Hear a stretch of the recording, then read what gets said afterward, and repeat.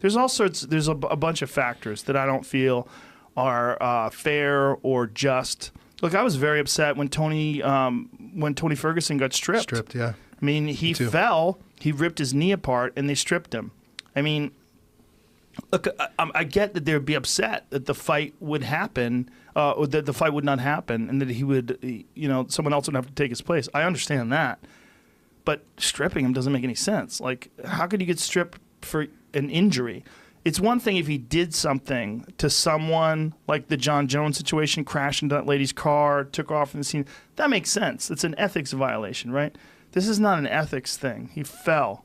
It's unfortunate. Helping to promote the fight. Yeah, I mean, he just tripped over some wires. And it was erroneously stated by many people, me included, because I read it somewhere, that he was wearing sunglasses. He was not wearing sunglasses inside. He was just wearing glasses. He just stepped over. So it was just a freak thing, man. Just a freak thing. Stepped over some wires. And especially a guy as coordinated as him. What a way to get injured, too. Fucking crazy. Man. Didn't make any sense. Yeah. Crazy. I mean, it's horrible.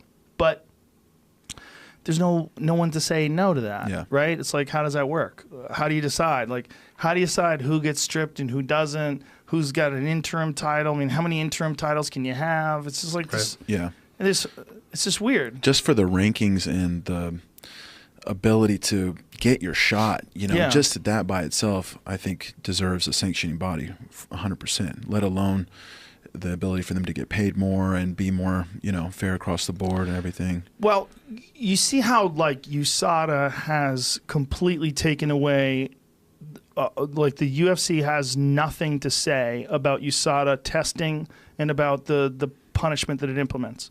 It's completely independent. So what they do is they come in, they randomly drug test fighters, they make sure the fighters give their whereabouts at all times. They have to register and log in and let everybody know wherever they are. And if they violate that, USADA hands out the punishment. And we've seen these punishments, and they're strict. They're very severe. And they take away a fighter's ability to make a living if they violate any of their policies or if they test positive for any supplements.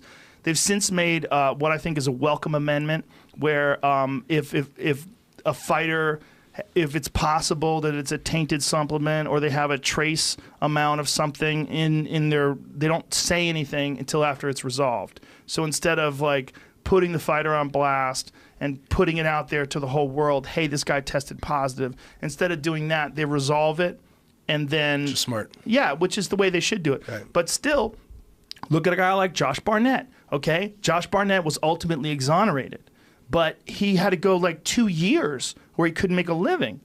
And when Josh is 40 years old, that's you don't fucking... have 2 years to spare. You don't have 2 years to spare. Right, that's fucking crazy.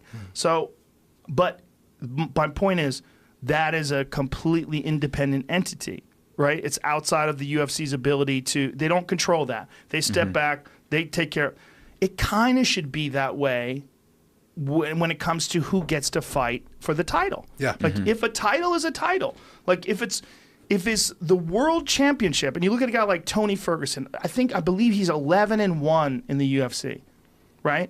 He's on this crazy win streak. He's fucking beaten. You look at his like who's who of who he's beaten.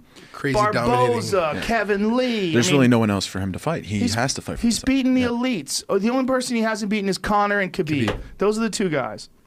Fuck, man. I mean, give him to him. Yeah. Yeah, you got to prove himself. So look, if you looked at it that way, you would say he's next. But if you were Mr. Moneybags and you're like, oh, Conor wants a rematch. Oh, Conor, let's give you a rematch. Come on, it's baby. another area where the sport and entertainment crosses. Right.